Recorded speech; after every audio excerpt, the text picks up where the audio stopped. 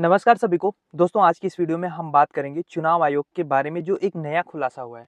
दरअसल खुलासा इसको नहीं कहेंगे क्योंकि चुनाव आयोग अब इन शब्दों से आगे निकल गया है। आरटीआई से ये पता चला है कि अब इलेक्शन कमीशन के बारे में आपको हमको कुछ नहीं पता चलेगा। जैसे मोदी जी की डिग्री के बारे में कुछ नहीं पता चलेगा, वैसे ही इलेक्शन कमीशन के फैसले के बारे में अब कुछ नहीं पता चलेगा। आपको बिल्कुल नहीं पता चलेगा कि एसआईआर की प्रक्रिया शुरू कैसे हुई, इसके लिए कौन सी मीटिंग्स हुई, कितनी फाइलें आगे बढ़ी, कौन सा ऑर्डर निकाला गया, उस पे किसने साइन किया और ये प्रक्रिया क्या पूरे देश में लागू की जाएगी। ये प्रक्रिया शुरू करने से पहले चुनाव आयोग ने कौन से स्टेप लिए, ये सब कुछ चुनाव आयोग नहीं बताएगा। लेकिन यहाँ पे सबसे इम्पोर्टेंट बात यह है कि एसआईआर के खिलाफ जो सुप्रीम कोर्ट में सुनवाई चल रही है ना, उसमें अगर ये चुनाव आयोग ने जो आरटीआई का जवाब दिया है उसको लगा दें तो टेक्निकल ग्राउंड पे सुप्रीम कोर्ट एसआईआर की प्रक्रिया को रद्द कर सकता है। तो ऐसा क्या खुलासा हुआ है आरटीआई में, आइए आसान भाषा में समझते हैं। तो जैसा कि आपको पता है कि हर रोज चुनाव आयोग एक्सपोज हो रहा है, बस उसका तरीका अलग हो सकता है और इस बार तरीका है आरटीआई का। आरटीआई के जरिए ही चुनाव आयोग का पर्दाफाश हुआ है, क्योंकि जो ये एसआईआर का खेल चुनाव आयोग ने बिहार में शुरू किया है, जिसको ये पूरे देश में लागू करना चाहते हैं और इसके तहत वोटर लिस्ट को अपने हिसाब से एक बड़े पैमाने पर उसमें बदलाव करना चाहते हैं। क्लीन अप का अभियान शुरू किया है, जिसको लेके चुनाव आयोग का दावा ये है कि ये बहुत अच्छी प्रक्रिया है और उसको बहुत सोच समझ के बहुत बारीकी से चुनाव आयोग कर रहा है। लेकिन इस प्रक्रिया में सबसे चौंकाने वाला फैक्ट अब सामने आया है, लेकिन इसकी चर्चा जो है आपको किसी भी बड़े गोदी मीडिया चैनल्स पे या किसी बड़े डिबेट में देखने को नहीं मिलेगा। तो हुआ क्या है, देखो, आरटीआई एक्टिविस्ट अंजलि भरद्वाज हैं, जो लंबे समय से चुनावी पारदर्शिता के मुद्दे पर काम कर रही हैं। उन्होंने चुनाव आयोग से कई अहम जानकारी मांगी आरटीआई के जरिए। हालांकि ये जानकारी बहुत सिंपल है। अगर इलेक्शन कमीशन ने एक प्रॉपर प्रोसीजर से काम किया होगा तो कोई बहुत बड़ी जानकारी अंजलि जी ने नहीं मांगा। उनका सिंपल सा सवाल था कि एसआईआर की जो आप प्रक्रिया कर रहे हो, इसका फैसला आपने कैसे लिया, ये हमें बता दो। इसके लिए कौन सी फाइलें बनाई, कितनी मीटिंग्स की, किसने इस ऑर्डर पे साइन किया। इसके अलावा जो 2003 में एसआईआर हुआ था, जिसका हवाला आप बार बार दे रहे हो, उसके भी दस्तावेज साथ में दे दो। अब आप खुद बताइए, क्या ये कोई बहुत बड़ी चीज मांग ली गई है जिसको चुनाव आयोग नहीं दे सकता? आप एक सिंपल भाषा में समझो, जब भी चुनाव आयोग ने ये फैसला लिया होगा कि हम एसआईआर करेंगे, तो उसके लिए प्रॉपर मीटिंग हुई होगी ना अधिकारियों की। उस मीटिंग में प्रस्ताव आए होंगे, दस्तावेज बने होंगे कि ये प्रक्रिया की जाएगी, ऐसे ऐसे किया जाएगा, और हो सकता है उसमें 2003 के एसआईआर प्रक्रिया को रेफरेंस भी दिया गया होगा, प्रॉपर एक ऑर्डर निकला होगा। भाई, ऐसे ही तो कोई प्रोसेस शुरू होता है ना। तो उस प्रोसेस की जानकारी जब आरटीआई के थ्रू मांगी गई, तो आरटीआई में पता है इलेक्शन कमीशन ने क्या जवाब दिया कि no file exist on how decision to undertake nationwide special intensive revision, यानी कि SIR was processed and approved by election commission. मतलब ये है कि चुनाव आयोग के पास ऐसा कोई रिटन दस्तावेज रिकॉर्ड है ही नहीं जहां पे ये लिखे हो ये लोग कि एसआईआर की प्रक्रिया कैसे शुरू करेंगे, कैसे अप्रूवल मिला, कितने कर्मचारी लगाएंगे, कितने वॉलंटियर्स लगाएंगे। मतलब ये सब हवा में चल रहा था क्या?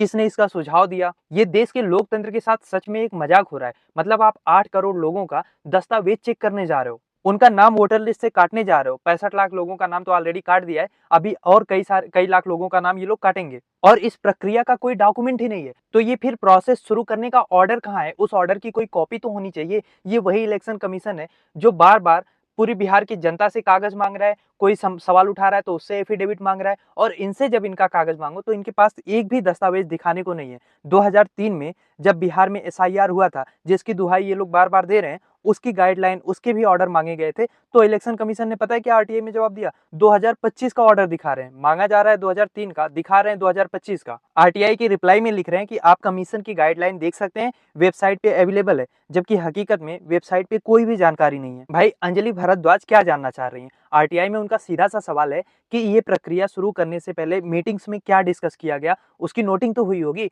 वॉलंटियर्स का चयन कैसे हुआ, जो लाखों वॉलंटियर्स आए हैं, इनके चयन की प्रक्रिया, इनकी संख्या कितनी होगी, ये सब डिसाइड करने के लिए कुछ डिस्कशन हुआ होगा। जो लोग डॉक्यूमेंट देंगे उसका वेरिफिकेशन कैसे होगा, उसका कोई प्रोसेस बनाया गया होगा।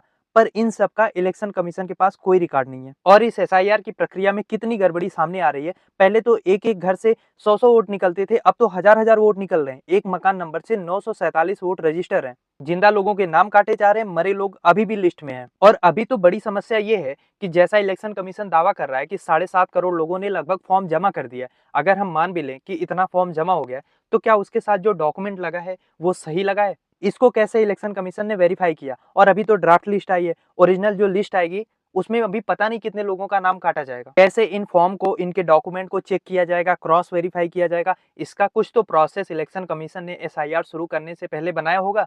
उसी का डॉक्यूमेंट, उसी का रिकॉर्ड जब आरटीआई से मांगा जा रहा है, तो इनके पास कोई रिकॉर्ड नहीं है।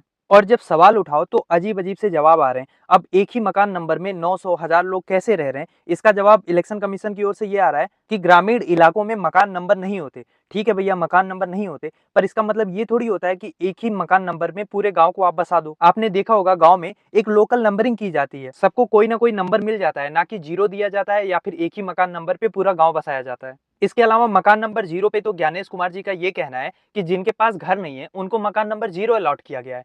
मतलब अब बताओ, आप जिनके पास घर नहीं है, जो फुटपाथ पे रह रहे हैं या कोई सरकारी डॉक्यूमेंट तो उनके पास होगा नहीं, तो सवाल ये है कि उनको इलेक्शन कमीशन ने वोटर कैसे बनाया? क्योंकि इलेक्शन कमीशन का खुद का लॉजिक यही है ना कि जो डॉक्यूमेंट देगा उसका नाम रहेगा। तो भाई जिसके पास घर ही नहीं है, उसने कौन-सा डॉक्यूमेंट इनको दे दिया? अपना जन्म प्रमाण पत्र दे दिया, पैन कार्ड, आधार कार्ड, खैर आधार कार्ड तो ये अब मानेंगे, पासपोर्ट, उसने कौन-सा डॉक्यूमेंट दे दिया जो मकान नंबर 0 से जिसके पास मकान नहीं है, उसको ये लोग मकान नंबर 0 अलॉट कर रहे हैं। मतलब इनके खुद के लॉजिक में, इनकी खुद की बातों में इतना ज़्यादा विरोधाभास है ना, और उसके ऊपर से एसआईआर प्रक्रिया के इनके पास कोई रिकॉर्ड ही नहीं है। मुझे लगा ये लोग आरटीआई के रिप्लाई में भी ये बात ना लिख दें कि क्या बहन-बेटियों से जुड़ी हुई जानकारी हम आपके साथ ऐसे ही साझा कर दें क्या? और आप खुद सोच के देखो, किसी भी संवैधानिक निकाय या सरकारी फैसले में कम से कम न्यूनतम दस्तावेज, प्रक्रिया की पारदर्शिता, ये सारी चीजें होती है जिससे जनता को भरोसा हो, जनता खुद चेक कर सके और ये ना लगे कि फैसला जो है वो बस सपना देख के या ऐसे रैंडमली या किसी के इशारे या दबाव में लिया गया है। और अब तो हर बढ़ते दिन के साथ ये आरोप पक्का होता चला जा रहा है कि क्या चुनाव आयोग सच में स्वतंत्र है या कहीं किसी राजनीतिक दबाव या बाहरी हस्तक्षेप के चलते फैसला ले रहा है। और इसके बाद ये लोग चाहते हैं कि लोग सरकार पे, आयोग पे, सिस्टम पे भरोसा करें, जब एसआईआर जैसी मेगा प्रक्रिया जो आप कर रहे हो, इसका कोई आपके पास ऑफिशियल रिकॉर्ड नहीं है, कोई फाइलिंग नहीं, नोटिंग नहीं, कॉरेस्पॉन्डेंस नहीं, और आप चाह रहे हो कि बस आप जो कहो वो जनता आंख मूंद के मान ले। ऐसे में अब देखना ये है कि सुप्रीम कोर्ट इस पे क्या करता है, क्योंकि एसआईआर की प्रक्रिया तो आप कर रहे हो और आपके पास उसका प्रोसेस का कोई डॉक्यूमेंट ही नहीं है, तो क्या ये प्रक्रिया अपने आप में ही इलीगल नहीं है? क्योंकि चुनाव आयोग में अब इतनी भी ताकत नहीं बची है कि वो अपने ही रिकॉर्ड्स, दस्तावेज और फैसलों के पीछे की सच्चाई जनता के सामने रख सके, पारदर्शिता बनाए रखे। और बिना जवाबदेही, बिना पारदर्शिता के लोकतंत्र की जड़ें कितनी मजबूत होंगी, ये आप समझ सकते हैं। अब मेरा सवाल भी आपसे वही है, जो सवाल आरटीआई में पूछा गया था कि आपको क्या लग रहा है, क्या किसी भी संवैधानिक संस्था को अपने हर फैसले का रिकॉर्ड, नोटिंग्स और उसका आदेश जो है वो पारदर्शी तरीके से जनता को दिखाना जरूरी नहीं होता है? लिखिए अपनी राय कमेंट बॉक्स में।